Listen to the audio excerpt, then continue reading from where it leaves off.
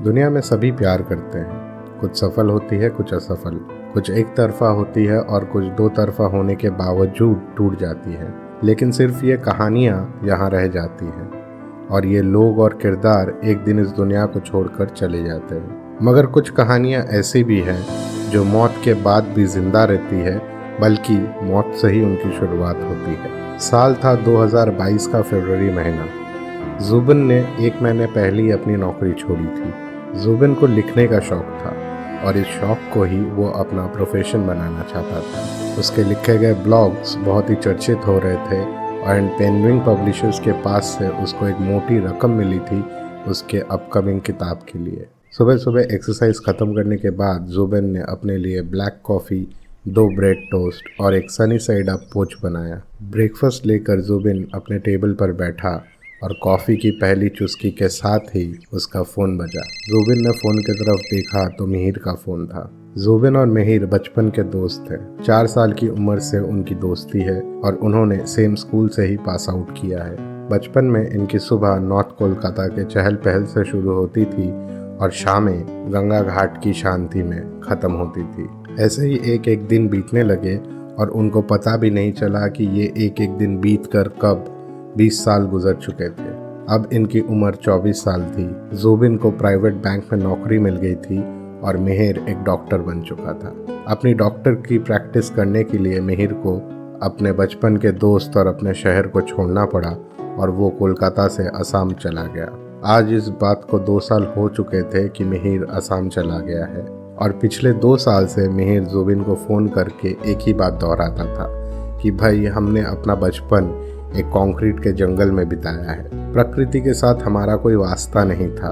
पहाड़ की ठंडी हवा और नदी का मीठा पानी कैसा होता है, इसका आइडिया तुमको नहीं है, तो तुम जल्द से जल्द मुझसे मिलने असम आ जाओ। लेकिन जुबिन के प्राइवेट नौकरी के कारण उसको छुट्टी नहीं मिलती थी और वो जा नहीं पाता था।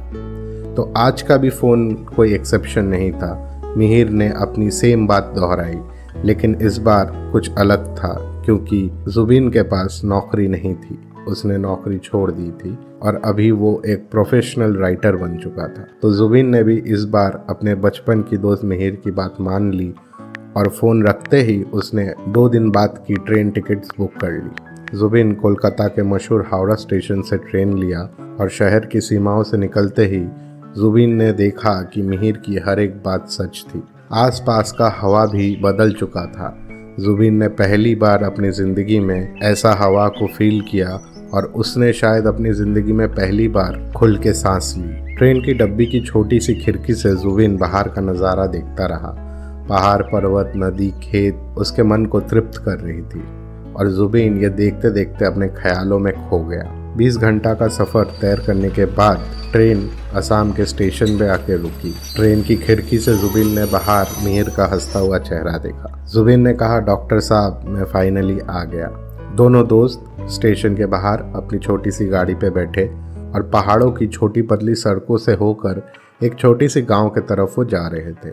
डॉक्टर साहब पिछले 2 साल से यहाँ हैं और उन्होंने बहुत सारे दोस्त बनाए थे यहाँ। उन्हीं में से एक दोस्त थे जिनका वहाँ पे चाय का बागान था और चाय के बागान में उनका एक छोटा सा बंगलो था।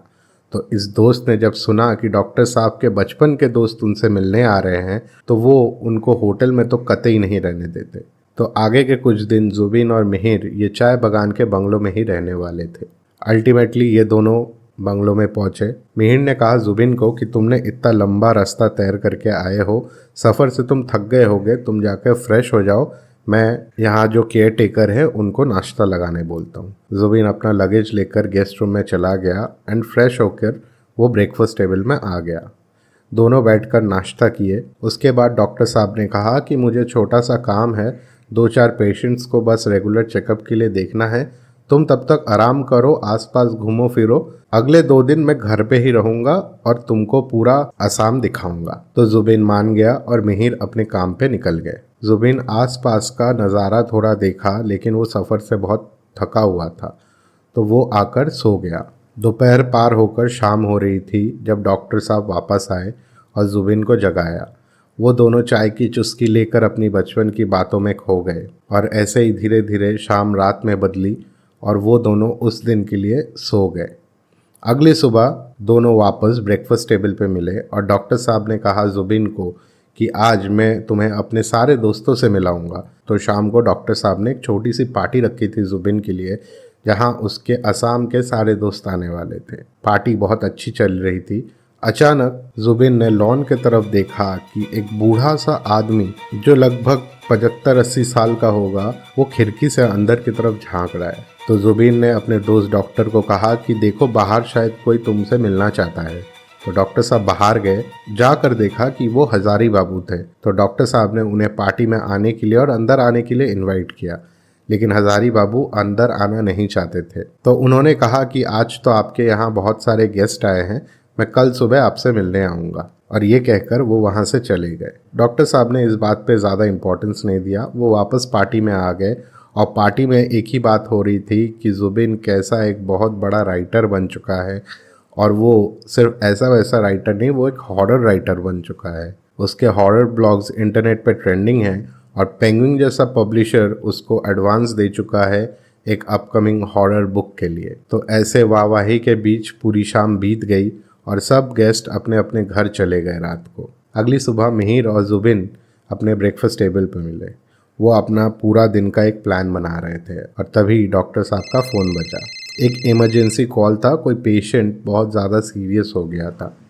तो डॉक्टर साहब ने जुबिन को कहा कि देख, एक इमरजेंसी केस है, मैं 1 घंटे में वापस आ जाता हूँ, तू तब तक प्लान बना, रेडी हो जा, मैं आते ही हम लोग घर से निकलेंगे। तो जुबिन ने कहा ठीक है, अब इमरजेंसी केस है तो डॉक्टर की लाइफ ऐसी ही होती है। जुबिन ने भी माइंड नहीं किया और बोला ठीक है, तू घूम के आ जा। डॉक्टर साहब अपनी छोटी सी गाड़ी में निकल गए अपने मरीज को देखने के लिए। जुबिन अपने बंगलों की बालकनी में बैठ के चाय के मज़े ले रहा था और तभी उसने देखा लॉन में वही कल रात वाला बूढ़ा सा इंसान आया हुआ है। तो जुबिन ने उसे इशारा किया कि अंदर आओ, मैं नीचे आता हूँ। तो वो व्यक्ति अंदर आया। जुबिन ने उसको बैठने को कहा और कहा कि डॉक्टर साहब तो बाहर गए हैं, 1 घंटे में शायद आ जाएंगे, तो आप चाहे तो इंतज़ार कर सकते हैं। और ये व्यक्ति वो हजारी बाबू ही थे कल रात वाले। तो हजारी बाबू ने कहा कि नहीं जुबिन साहब, मैं डॉक्टर साहब से नहीं, आपसे मिलने आया हूँ। तो जुबिन ने सोचा कि मुझसे मिलने, मैं तो इन्हें जानता भी नहीं। तब जुबिन को लगा कि शायद डॉक्टर साहब ने उन्हें उनकी राइटिंग के बारे में बोले होंगे, इसीलिए वो उनसे मिलने आए हैं। और कुछ ऐसा ही था। हजारी बाबू ने कहा कि मैंने आपकी सारी ब्लॉग्स पढ़ी हैं और मैं बहुत ही उत्सुक हूँ आपका बुक पढ़ने के लिए, पर मुझे लगता नहीं कि मैं पढ़ पाऊँगा। तो जुबिन साहब ने कहा कि ऐसा क्यों लगता है आपको, आप क्यों नहीं पढ़ पाएंगे, आप ज़रूर पढ़िएगा मेरा बुक। ये कहकर दोनों चुप हो गए। माहौल थोड़ा ठंडा और शांत हो गया। दोनों को समझ नहीं आ रहा था कि आगे बात क्या करना है। जुबिन ने हजारी बाबू को देखा तो वो एक मरीज की तरह ही लग रहे थे। बहुत बूढ़े एक इंसान थे जिसका बॉडी एक अजीब सा सूख चुका था। उनकी सारी हड्डियां निकल चुकी थी और उनका जो स्किन था वो एकदम ड्राई एंड पेल हो चुका था, जैसे उनके शरीर में कोई खून ही नहीं बचा हो। तो जुबिन ने कहा कि आपको क्या कोई बीमारी है? तो हजारी बाबू ने हंसकर इस बात को टाल दिया। हजारी बाबू ने कहा कि आपको लगता होगा कि मेरी उम्र 80 से 85 साल है, लेकिन सच बात तो ये है कि मैं 38 साल का हूँ। ये सुनकर जुबिन शॉक हो गया और फिर हजारी बाबू ने कहा, और मैं आपसे मिलने इसी बात के लिए आया हूँ। तो जुबिन ने सोचा मैं इनकी क्या मदद कर सकता हूँ। तो हजारी बाबू ने बोला कि मैं आपको एक कहानी सुनाना चाहता हूँ और अगर ये कहानी आपको अच्छी लगे तो आप अपने अगले किताब में इस कहानी को ज़रूर छापिएगा। तो जुबिन ने सोचा ठीक है, अभी तो कोई काम भी नहीं है, डॉक्टर साहब 1 घंटे के लिए आने भी नहीं वाले, घर पे कोई है भी नहीं। तो उसने कहा कि वक्त भी बीत जाएगा, इनसे बातचीत भी हो जाएगी।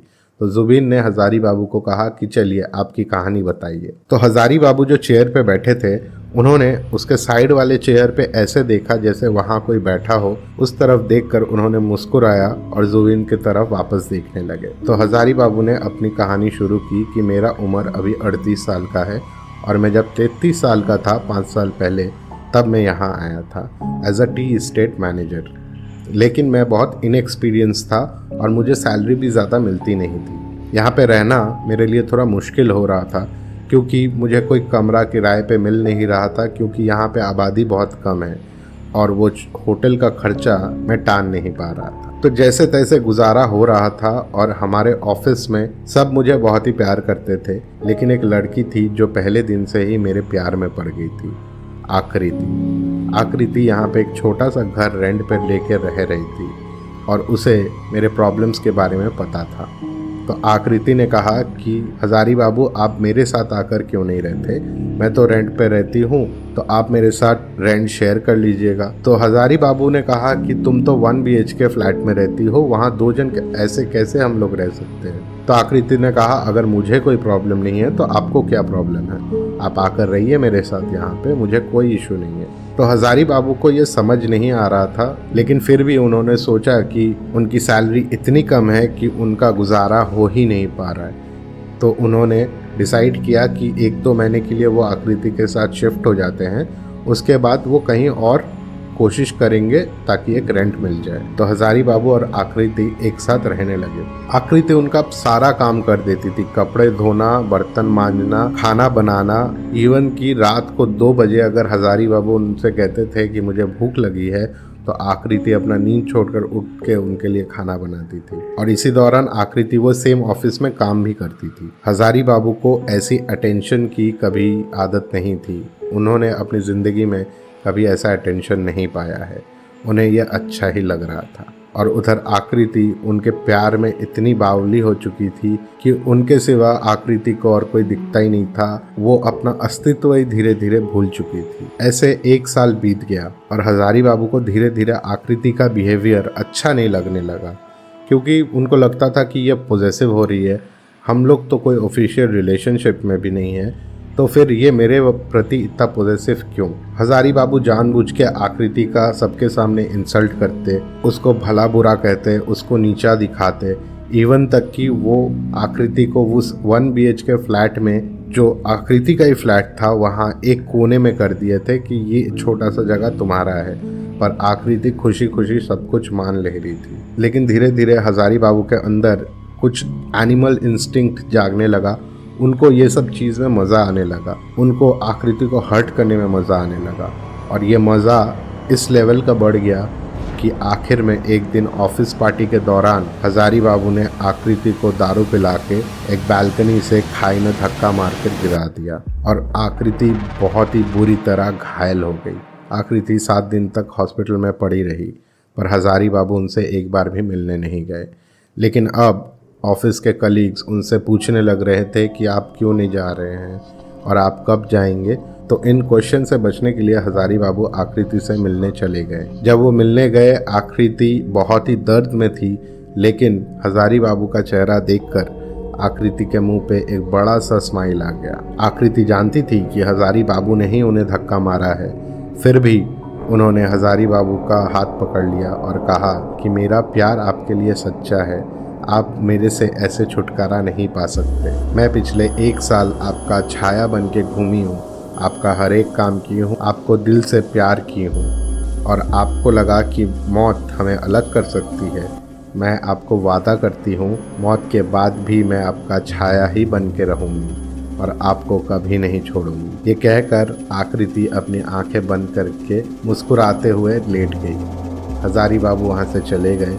अगले दिन सुबह उनको खबर आया कि आकृति अब और नहीं है इस दुनिया में। ये कहकर हजारी बाबू ने जुबिन की तरफ देखा और मुस्कुराया और कहा कि तब से आकृति मेरी छाया बन के मेरे साथ घूमती है। अभी भी वो मेरे पास वाले चेयर पे बैठ के आपके तरफ देख रही है और मुस्कुरा रही है।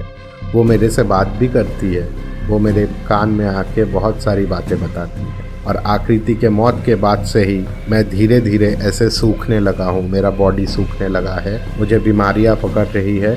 और आकृति ने कहा है कि अगले 1 महीने के अंदर ही मेरी मौत हो जाएगी और हम दोनों का मिलन होगा। मैंने बहुत कुछ ट्राई कर लिया, पर मुझे पता चल चुका है कि मैं आकृति के हाथ से नहीं छूटने वाला और अब मैंने मन ही मन इसको एक्सेप्ट भी कर लिया है। ये सुनकर जुबिन हक्का बक्का था, उसका चेहरा पूरा फीका पड़ चुका था, उसको समझ नहीं आ रहा था कि वो रिएक्ट कैसे करे। वो चुप करके वहाँ पे बैठा रहा।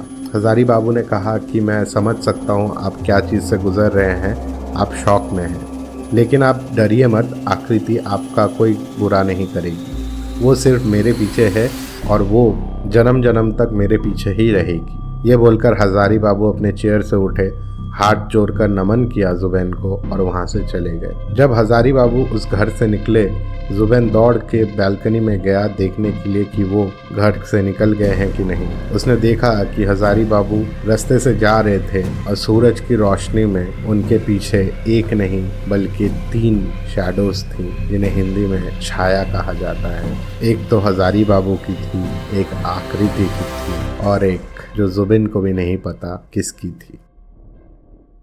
तो आपको अगर ये कहानी अच्छी लगी है तो आप जाकर ये वाली कहानी भी देखें, जो मुझे लगता है आपको सुनकर बहुत ही मज़ा आएगा। तो इस वीडियो को लाइक करें और अपने दोस्तों के साथ शेयर करें जिन्हें डरने में मज़ा आता है। मैं हूँ आपका दोस्त सोहम। अगली कहानी में मिलते हैं। बाय।